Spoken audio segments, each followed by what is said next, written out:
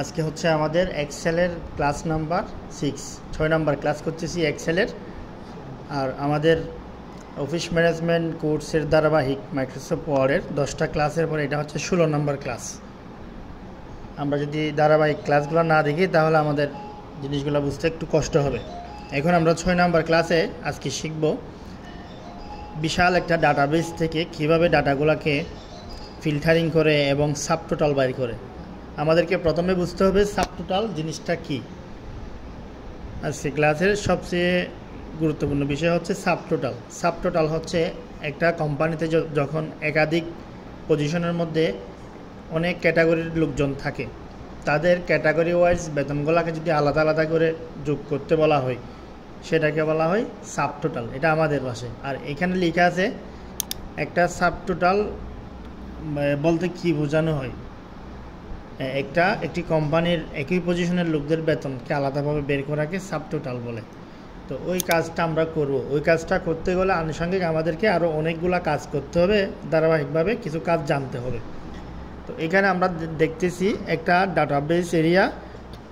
এখানে কোম্পানির প্রথমত নেম লেখা আছে, স্টাফদের নাম, এরপরে পজিশন, এরপরে ডিপার্টমেন্ট, এরপরে ডিভিশন, স্যালারি, ডেট। অনেক ডাটা আরও থাকতে পারে, এখানে আরও থাকতে পারে ডিস্ট্রিক্ট, তাদের আরও অন্য অন্য ডাটাগুলোও এখানে রাখা যায়।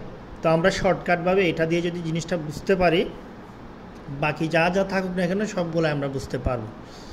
তো এখানে যে নামগুলো আছে, প্রথম কাজ হচ্ছে এই নামগুলোকে সিরিয়াল করা। তো এখানে আমাদের যে কাজটা করতে হচ্ছে, মূল কাজ হচ্ছে একই পজিশনের লোকদের বেতন বাড়ি করা। সেহেতু আমাদেরকে পজিশনটা দেখতে হবে, একই পজিশনের লোক যারা আছে তাদের বেতন। যেমন অ্যাকাউন্টেন্ট একজন, এখানে আছে অ্যাকাউন্টেন্ট দুইজন, অ্যাকাউন্টেন্ট এখানে আরও একজন আছে তিনজন। তো তিনজনকে এক জায়গায় নিয়ে আসতে হবে, এক জায়গায় এনে তাদের নিচে তাদের স্যালারিটা যোগ করে বসাতে হবে। ওই কাজগুলো আমরা যদি ম্যানুয়ালি করতে যাই অনেক সময়ের ব্যাপার। তো আমরা আজকে কমান্ডের ব্যবহার করব, যেসব কমান্ডের সাহায্যে অটোমেটিক্যালি কাজগুলো হয়ে যাবে। তো এই কাজটা করতে হলে আমাদেরকে প্রথম যেই কাজটা করতে হবে সেটা হচ্ছে পজিশনের উপরে শর্ট নিতে হবে। আমরা শর্টের কাজ করছিলাম। শর্ট মানে হচ্ছে সিরিয়াল করা, সাজানো, A to Z সাজানো। তো শর্ট করার জন্য আমাদেরকে এই যে ডাটা মেনুতে যেতে হবে। ডাটা মেনুতে যাওয়ার পরে এখানে একটা শর্ট অপশন দেখব, A to Z লেখা আছে। তো এই কাজটা যেহেতু আমাদের পজিশনের উপর করতে বলা হয়েছে সেজন্য আমরা এটা পজিশনগুলো সাজাতে হবে। যদি নেমের উপর করতে বলা হতো তাহলে নেমগুলো সাজাতে হতো। তো এখন আমরা পজিশনগুলো সাজানোর জন্য এখন প্রথমে অ্যাকাউন্টেন্ট একজন আছে, এরপর আরেকজন আছে সফটওয়্যার ইঞ্জিনিয়ার, এলোমেলোভাবে লিখে আছে। আমরা এটাকে কি করব, প্রথমত শর্টে ক্লিক করব। শর্টে ক্লিক করে কিসের উপর করতেছি, শর্টটা পজিশনের উপর। তা এখান থেকে আমাদের পজিশনটা ঠিক করে দিতে হবে। আমরা পজিশনের উপরে শর্ট নিব। তো এরপরে এখানে A to Z Z to A উল্টা থেকে। তো এখন আমরা যে কোনো একটা নিলে হবে। আমাদের মূল কাজ হচ্ছে যে এক জায়গায় করা, একই নামগুলোকে এক জায়গায় করা।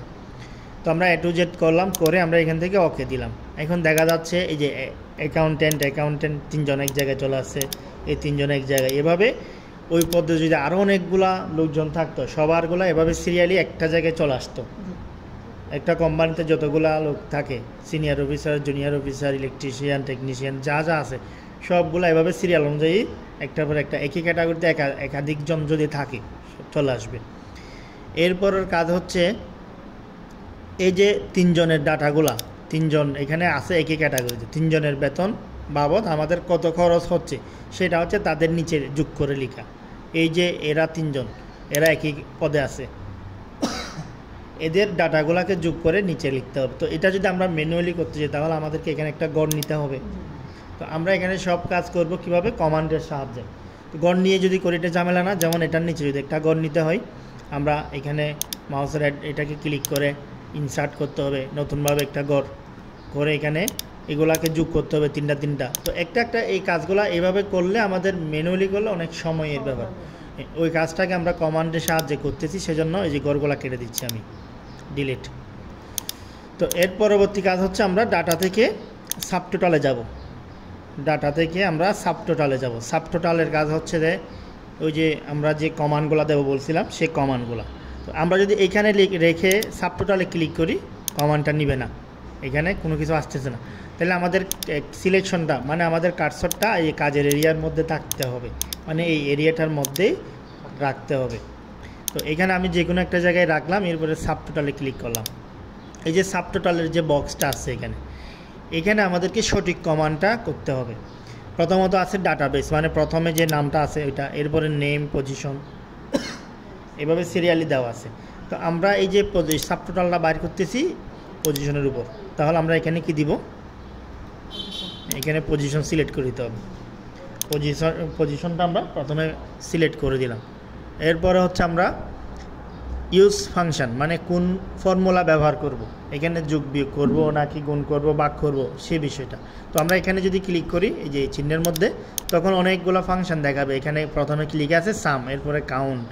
আমরা জানি সাম মানে যোগ করা, কাউন্ট মানে গণনা করা, এভারেজ মানে সমানভাবে ভাগে ভাগ করে দেওয়া না। তো এভাবে এগুলো আমাদের এখন দরকার না, আমাদের দরকার হচ্ছে এটাকে যোগ করা। আমরা যদি সাম দিই তাহলে আমাদের সংখ্যাটাকে যোগ করে অ্যাকচুয়াল অ্যামাউন্টটা আমাদেরকে আলাদা আলাদা করে বের করে দিবে। তো আমরা এখান থেকে সেজন্য সামটা দিলাম। সাম দেওয়ার পরে এখানে আছে কিসের উপর করব, অ্যাড সাবটোটাল, কিসের উপর, মানে আমরা এই যে ফাংশনটা অ্যাপ্লাই করব। তো এখানে ডেটের উপর দেওয়া আছে টিক চিহ্ন, তাহলে ডেটের উপর যদি দেওয়া থাকে ডেটটা কি যোগ করে বসাতে পারবে? যোগ হবে না ডেটের জন্য। স্যালারিটা যোগ করে বসানো যাবে। আর অন্যান্যগুলোতে কোনো সংখ্যা আছে নাই, যদি থাকতো আমরা টিক চিহ্ন দিলে যোগ হয়ে এখানে চলে আসতো যোগফলটা। তো এখানে যদি দিই, আমরা যদি ডিভিশনের মধ্যে যদি টিক চিহ্ন দিই তাহলে কি আসবে, শুধু ওখানে জিরো আসবে, কারণ ওখানে কোনো সংখ্যা নাই। এই যে ডিভিশনের মধ্যে লেখা আছে এখানে কোনো সংখ্যা নাই। তো আমরা একটা দিয়ে রাখলাম দেখার জন্য। তো পরবর্তী অপশন যেগুলো আছে এখানে যেভাবে আছে সেভাবে রেখে দেবো, কারণ হচ্ছে এখানে যে কথাগুলো বলছে সেগুলা প্রথমে আছে রিপ্লেস কারেন্ট সাবটোটাল, এরপরে লেখা আছে একদম লাস্টে সামারি ভ্যালু ডাটা, মানে এই যে লেখাগুলোর নিচে আমাদের ডাটাগুলোকে নিয়ে আসবে, এই কথাগুলো এখানে লেখা আছে। তো এখানে আমাদের কোনো পরিবর্তনের দরকার না, যেভাবে দেওয়া আছে রিপ্লেস সাবটোটাল আর সামারি ভ্যালু ডাটা, এগুলা যেভাবে আছে সেভাবে থাকবে। এখন আমরা করব ওকে। ওকে দিলে এখানে দেখা যাচ্ছে যে এই যে মিউজিকের মতো তিনটা যোগ হয়ে এখানে চলে আসছে যোগফলটা। এখানে জিরো আসছে কেন, আমরা ভ্যালু দেওয়ার সময় টিক চিহ্ন দিয়েছিলাম এই জন্য। এরপর এখানে একজন, ওটা যোগ করলে এটা, তিনজন যোগ করলে এটা, এখানে তিনজন যোগ করলে এটা, আবার সব মিলিয়ে একটা যোগফল এখানে বের করে দিয়েছে। তাইলে এখানে যদি 100 জনের ডাটা থাকতো একটা কোম্পানির, সবগুলা ডাটা থেকে এভাবে ক্যাটাগরি অনুযায়ী আলাদা আলাদা করে গ্রুপ করে করে আমাদেরকে যোগ করে দিবে। যদি আমরা এইভাবে এই ফর্মুলাটা অ্যাপ্লাই করতে পারি, তাহলে এই ফর্মুলাটা অ্যাপ্লাই করার জন্য আমরা প্রথম কি কাজ করছিলাম, প্রথমে স্টেপ কী ছিল,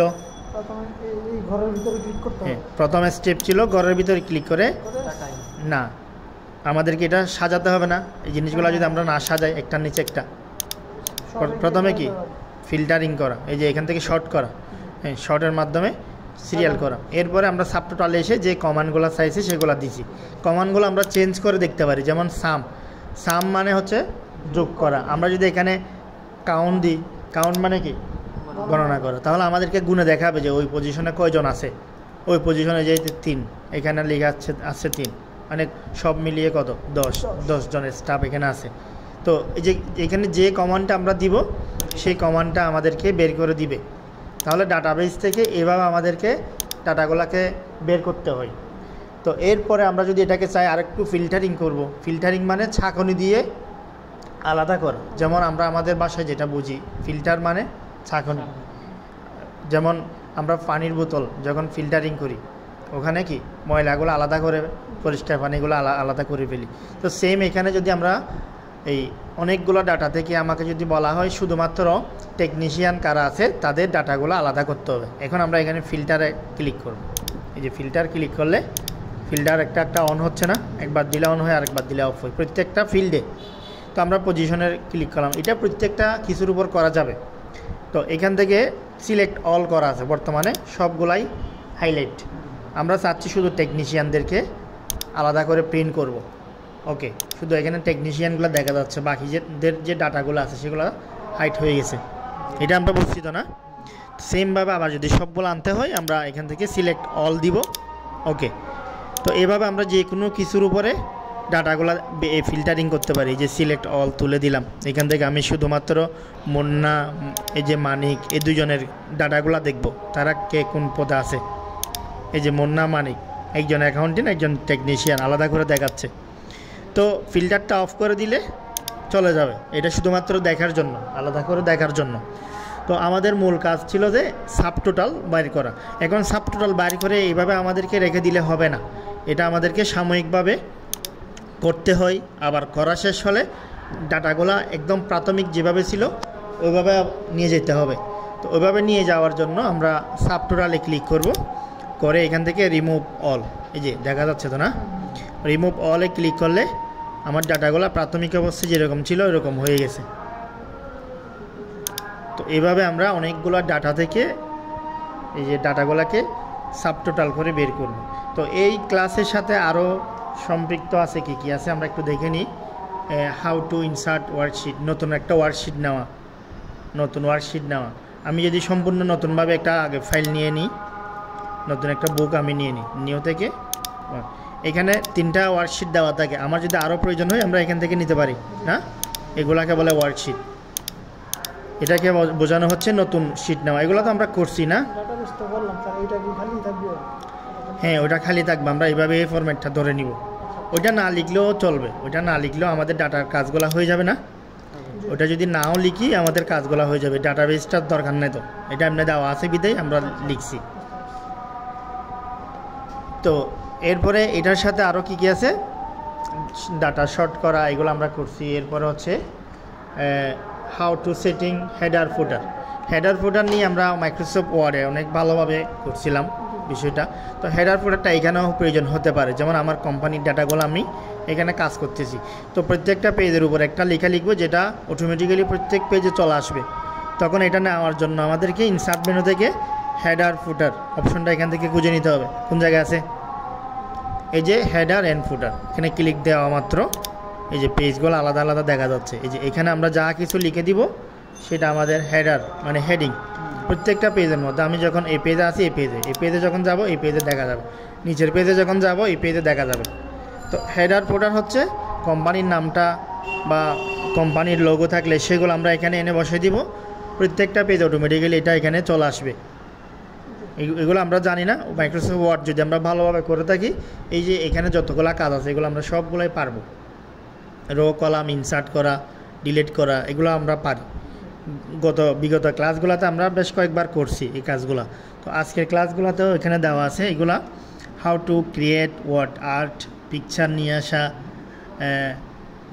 এরপরে হচ্ছে অন অফ টুলবার ফর্মুলা, এই যে উপরে যে ফর্মুলা বার আছে গত ক্লাস আমরা করছিলাম, এটা যদি আমরা অফ করে দিতে চাই আমাদের যে ফর্মুলা বার, তাহলে আমরা কোথা থেকে করি, এই যে এখান থেকে পেজ লেআউট থেকে এই যে ফর্মুলা বার থেকে আমরা অন অফ করে দিতে পারি এই সবগুলো জিনিস। যে গ্রিড লাইন অন অফ করা শিখছিলাম, গ্রিড লাইন মানে গড়গুলা। এরপর হচ্ছে কি হেডিংসগুলা মানে ABCDগুলা অন অফ করে দিতে পারি। তো এখানে যেটা বলছে সেটা হচ্ছে ফর্মুলা বার, এই যে বারটা, এই বারটা যদি অন অফ করতে হয় আমাদেরকে ভিউতে যেতে হবে, আমাদের ভিউ মেনুর কাজ এটা। ভিউ মেনুতে গেলে আমরা এই যে অপশনগুলো পাবো, এখানে আমাদের 4-5টা লেআউটের কাজ আছে। প্রথমত নর্মাল লেআউট, পেজ লেআউট। আমরা প্রাথমিকভাবে যখন কাজ শুরু করি তখন কোথায় থাকি, এই যে নর্মাল এভাবে থাকি। যদি আমরা চাই আমাদের পেজগুলো একটু আলাদা আলাদা করব, তখন আমাদেরকে আসতে হয় পেজ লেআউটে। এই যে আলাদা আলাদা দেখা যাচ্ছে, এটা একটা পেজ, এটা আরেকটা পেজ। তো পেজ ব্রেক লেআউট, এটা হচ্ছে যতটুকু আমার কাজ আছে ততটুকুই দেখা যাবে, বাকি অংশগুলো এখানে ব্ল্যাঙ্ক দেখা যাবে। তো আমরা নর্মালে থাকি আপাতত। তো যেটা বলছিল এখানে হেডিংসের উপরে ফর্মুলা বার, এই যে এখানে আছে অন অফ করা। এটা যদি অফ হয়ে যায় আমরা কখনো এখান থেকে অন অফ করে নিব। গ্রিড লাইন, হ্যাঁ এটা তো থাকতেই হবে, অনেক সময় অনেকে বলে অফ করে দেয়, তো অফ করে দিলে এটা তো আমার লাগবে। তো এটা আনতে হলে আমাদেরকে ভিউ মেনুতে যেতে হবে, এরপর আমরা এখান থেকে ফর্মুলা বারটা নিয়ে আসবো, অন করে দিব। তো ভিউ মেনুতে যে কাজগুলো আছে এগুলো মাইক্রোসফট ওয়ার্ডের সাথে মিল আছে, জুম করা, জুমিং আর গ্রিড লাইন, এগুলো আমি তো আগেও করছি না। Grid line, headings on of করা, এগুলো আগেও করছি। তো এই যে এই কাজগুলা আমাদের স্ক্রিন চেঞ্জ করার কাজটা আমরা এখানেও পাই না, এই যে এখানে পেজ লেআউট, নর্মাল লেআউট। তো এই হচ্ছে আমাদের 6 নাম্বার ক্লাস, এক্সেলের 6 নাম্বার ক্লাস। আমরা শিখলাম একটা ডাটাবেস থেকে কীভাবে ডাটাগুলোকে ফিল্টারিং করে এবং কিভাবে ডাটাগুলোকে শর্ট করে সিরিয়াল করা হয় এবং কিভাবে সাবটোটাল বার করে একই পজিশনের লোকদের বেতনগুলো আলাদা আলাদাভাবে কীভাবে অটোমেটিক্যালি যোগ করে নেয়। তো এই হচ্ছে আজকে আমাদের 6 নম্বর ক্লাস। তো পরবর্তী ক্লাসে আমাদের গুরুত্বপূর্ণ টপিকস হচ্ছে যে ডাটাবেসের পরবর্তী ক্লাস হচ্ছে কমিশন। তো কমিশন নিয়ে আমরা যখন ক্লাস দিব আগামী ক্লাসে খুবই গুরুত্বপূর্ণ কিছু দিব, আমরা টিপস দিব। সেখানে এই যে কীভাবে একটা কোম্পানির যারা চাকরিজীবী তাদের কমিশনটা বাইর করা হয় এবং ওই কমিশনের সূত্রটা নিয়ে আমরা একটা এই চ্যাট জিপিটি ব্যবহার করব। এখানে চ্যাট জিপিটির ব্যবহারটা নিয়ে আসবো, যদিও আমাদের এক্সেলের মধ্যে এগুলা করাই না। আমরা শিখাবো কীভাবে চ্যাট জিপিটি ব্যবহার করে এখানে যে ফর্মুলাগুলো আমরা ব্যবহার করি সেটাকে আরও সহজ করা যায়, আরও সহজে ফর্মুলাগুলো ব্যবহার করা যায়। আমরা যে কোনো সময় যে কোনো জায়গায় যখন কোনো একটা কাজ করতে হচ্ছে তখন আমাদেরকে ওই যে সূত্রগুলো মনে থাকে না, তখন আমরা চাইলে আমাদের সূত্রগুলা চ্যাট জিপিটি বা অনলাইন থেকে, যেটা আমরা বলি আর কি, অনলাইন থেকে আমরা সংগ্রহ করে নিতে হয়। তো কীভাবে নিতে হয় সেই বিষয়টা আগামী কালকের ক্লাসে আমরা কমপ্লিট করে নিব। এরপরে ক্লাস হচ্ছে দেখি শেয়ার বাজার নিয়ে একটা অঙ্ক আছে, এটা আমরা করব। তো আজকে ক্লাস এই পর্যন্ত শেষ করলাম।